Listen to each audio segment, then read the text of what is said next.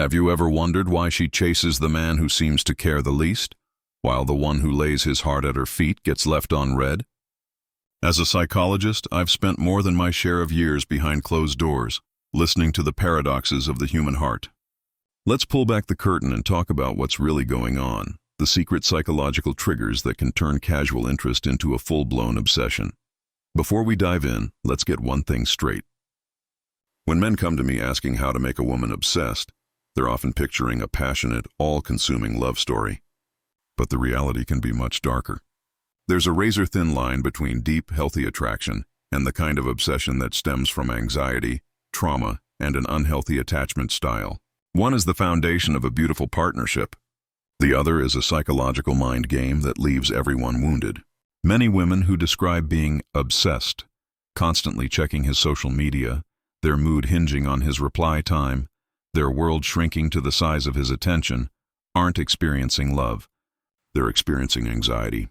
They're often caught in a push-pull dynamic, a toxic dance that triggers past wounds related to childhood or previous relationships. This isn't the connection you should aspire to create.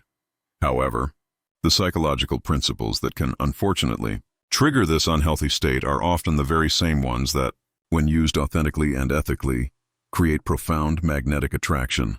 The difference lies not in the what, but in the why. Are you playing a game to manipulate? Or are you embodying traits that are inherently attractive because they come from a place of strength, purpose, and self-respect? Understanding these triggers is not about learning to play mind games, but about understanding the deep, often unspoken, language of human desire, the foundation, scarcity, value, and the brain's craving for novelty at its core. Obsession, both healthy and unhealthy, begins with a fundamental principle of psychology and economics, social exchange theory. We are drawn to, and place higher value on, things that are perceived as scarce, valuable, and not easily attainable. Think about it. People don't line up for hours for something they can get any day of the week. They line up for the limited edition sneakers, the one-night-only concert. This principle applies directly to attraction. If you're always available, always the first to text, always agreeable, you become common. You stop being special, not because she's a bad person, but because that's how the human brain is wired.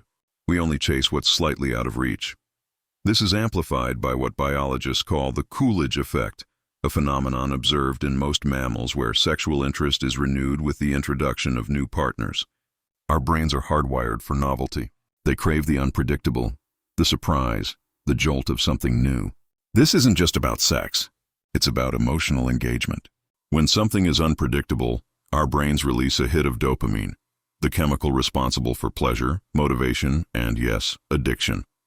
That feeling of constantly checking your phone for a text from someone you like, that's dopamine at work. The uncertainty keeps you hooked. A man who is a steady, predictable stream of affection provides comfort, but a man who is a dynamic mix of presence and absence, of warmth and challenge, creates an emotional roller coaster that becomes addictive. This interplay of scarcity and dopamine forms the bedrock of intense attraction. The man who triggers this isn't just another option. He becomes the prize she feels she must win. Now, let's break down the specific, actionable traits that bring these psychological principles to life. Trait 1, the master of tension. Most men are terrified of tension. I once had a client who described himself as a drunken firefighter, rushing in to extinguish even the tiniest spark of awkward silence or disagreement. He'd fill every pause with nervous chatter, apologize if she seemed even slightly displeased, and agree with everything she said just to keep the peace. He was a genuinely nice guy, and he was perpetually single. Tension is the electricity in the air when your eyes linger a little too long. It's the silence after a playful tease when you both know something is happening, but neither of you is saying it. It's the gray area between he likes me and I have no idea what he's thinking. A man who is comfortable in this space communicates something incredibly powerful without saying a word. He is not nervous. He doesn't need her validation to feel secure. He's done this before. I remember a story from a colleague about a man on a first date. He was sitting on a couch, and the woman sat down close enough that her leg brushed against his. His immediate instinct was to scoot over, terrified she might think he was being creepy. The man who masters tension doesn't scoot over. He doesn't flinch. He doesn't rush to fill the silence or over-explain himself. He just sits in that electric moment, calm and centered. This calmness flips a switch in her brain. Instead of him seeking her approval, she starts wondering what's going on in his head. Does he like me as much as I like him? This simple act of being comfortable with the unspoken instantly separates him from 95% of other men who panic in the face of uncertainty. He's not playing a game. He's just demonstrating a core confidence that is deeply, irresistibly attractive. Trait 2, the man on a mission, ambition, and autonomy. From the moment a boy is born, society begins programming him with a core directive. Become someone. Who are you? What do you do? How much do you make? These 3 questions, as comedian and author Steve Harvey puts it, form the DNA of manhood. A man is, by his very nature, mission-oriented, until he feels he is on the path to figuring out his identity, his work, and his ability to provide. Everything else, including a relationship, fits into the cracks of his life. A woman does not want to be a man's mission. She wants to be invited to join his mission. She doesn't want to be the ride. She wants to be a passenger on his exciting journey. This is not about misogyny. It's about polarity. She needs to look at you and think, this guy is going somewhere, and I want to be a part of it. She wants to be the sexy cheerleader on the sidelines, cheering on her star quarterback. This is where the concept of autonomy becomes critical. The average guy meets a woman he likes, and within a week, his entire world begins to orbit around her. He skips the gym to be available for her call. His work suffers because he's staring at his phone, and his friends wonder if he's fallen off the face of the earth. He's essentially put his life on standby, waiting for her schedule to open up. A woman feels this. She feels your world has shrunk to her size, and instead of being flattered, she feels suffocated. No woman wants to be your only source of happiness. It's too much pressure, and frankly, it's unattractive. The man who inspires obsession has his own direction, his own goals, his own life that was full and exciting before she came along. He is moving forward with or without her.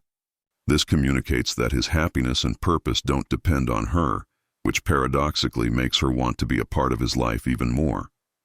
He's not being cold or distant. He's simply demonstrating that he is a complete person on his own. The mindset shifts from, you are my world, to, I'm not my world, but I'd love for you to be a part of it. This isn't just for her. It's for you. Nothing will dry up a woman's attraction faster than a man who complains about his life as if he's a powerless victim. A man with ambition, a man building something, has a magnetic energy that pulls her in. Trait 3, the art of desire, not affection. There's a beautiful quote that says, the desire of the woman is for the desire of the man. What this means is that she doesn't just want to be liked. She wants to feel wanted. She wants to feel your masculine energy choosing her, specifically. Most men get this backward. They lead with affection because it feels safer. Affection is sending good morning sunshine texts with a little emoji. It's saying, you're so sweet and I really enjoy spending time with you. It's nice, it's pleasant, and it puts you squarely in the friend zone. Affection doesn't get her turned on. Desire, on the other hand, is unspoken. It's in the way your eyes linger on her lips for a fraction of a second too long. It's in the way your touch becomes more intentional, moving from a friendly pat on the back to a guiding hand on her lower back. It's the palpable energy in the room when she can feel that she's turning you on, without you ever having to say a word. Hiding your desire is a mistake. I once overheard a man on a first date literally apologizing for being a straight male in this day and age, as if his very nature was something to be ashamed of. He thought he was winning points for being progressive and safe. What he was actually communicating was a lack of masculine confidence. He was leading with an apology, not desire. This isn't an excuse to be a caveman. It's not about crude comments or constantly telling her how much you want her. That's just neediness. It's about letting her feel your desire. She doesn't stay up at night thinking about the guy who sent the sunshine emoji. She stays up thinking about the man who made her feel, through his confident, unspoken actions, that he wanted her. That feeling is addictive. Trait 4. The subtle challenge and the power of standards. Women do not want a doormat. A man who agrees with everything she says, who puts her on a pedestal and worships the ground she walks on, isn't intriguing. He's forgettable. Here's a secret most men miss. Disagreement, when done correctly, creates attraction. It shows you have your own mind, your own perspective, and your own standards. It positions you as an equal, not a follower. This isn't about arguing or being difficult. It's about playful pushback, or what some call controlled teasing. It's about making her earn your validation, because we value what we have to work for. Let's say she jokingly says, "All men are the same." Instead of getting defensive or nodding along, you can lean back, smirk, and say, "Well, then I guess I'm the exception." That one line flips the dynamic. Suddenly, she's the one trying to figure you out. Or if she brags, "I'm the best cook you'll ever meet," instead of fawning, "Oh, really? That's amazing." You can challenge her playfully. "I'll believe it when I taste it." You've just created a fun, low-stakes challenge that engages her. Now she's thinking about how to prove herself to you, rather than feeling like she already has your unconditional approval. This ties directly into having boundaries. A man with boundaries respects himself and his time. I worked with a client once who was dating a woman who would constantly cancel on him at the last minute. His response was always the same: "No worries. Hope everything is okay. Want to reschedule?" He was essentially rewarding her for bad behavior. I had him change his response. The next time she canceled, he simply replied, "Okay, let me know if your schedule opens up." He didn't offer to reschedule. He didn't express disappointment. He just calmly accepted it and moved on. The subtext was clear. My time is valuable and my schedule is full. The ball is in your court now. She texted him 2 days later, apologizing profusely and asking when he was free.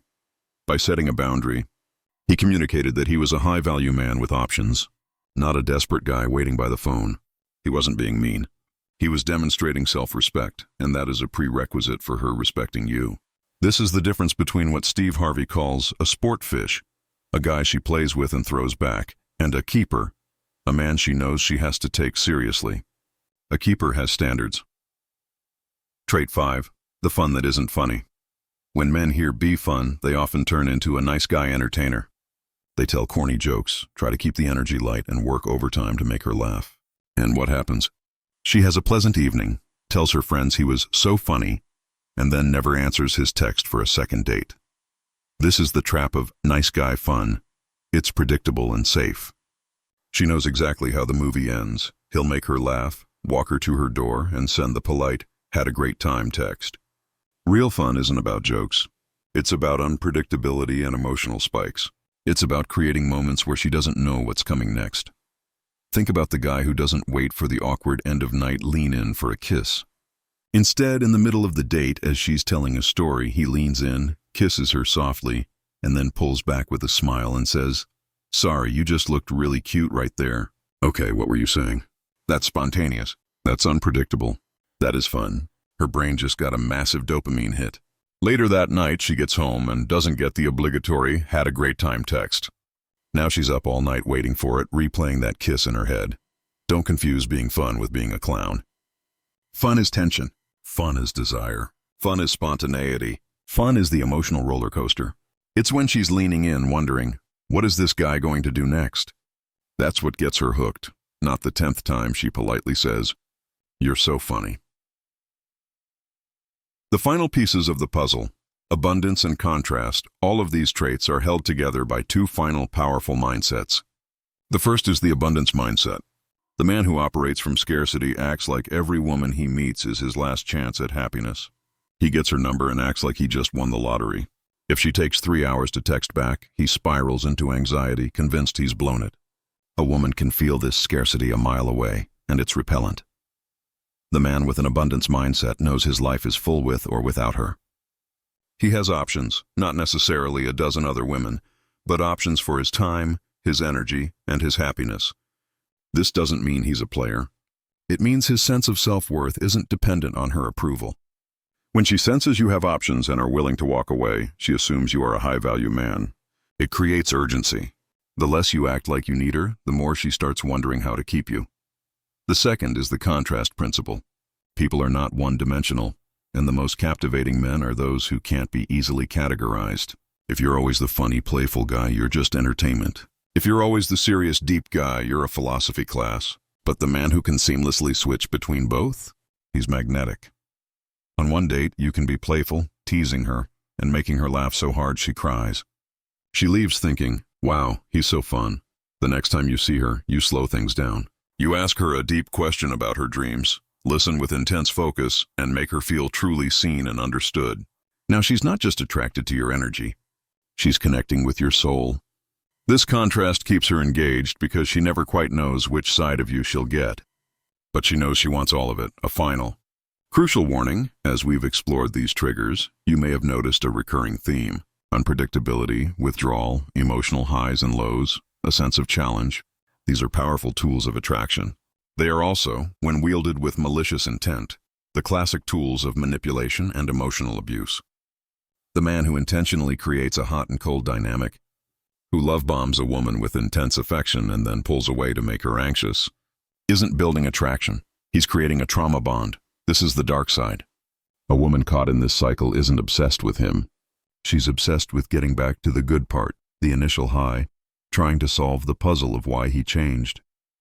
Her obsession is often a trauma response, a desperate attempt to fix a situation that reopens old wounds of abandonment or insecurity. This is not love. It is a psychological prison. The true secret, then, is not to learn these traits as a set of tactics to get the girl. The secret is to become the kind of man for whom these traits are a natural extension of who you are. Cultivate a life filled with purpose and ambition.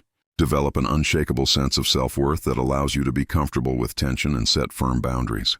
Foster an abundance mindset by building a life you love so that a woman's presence is a wonderful addition, not a desperate necessity. When you do that, the unpredictability, the challenge, and the desire aren't a game you're playing. They are the authentic expression of a high-value man.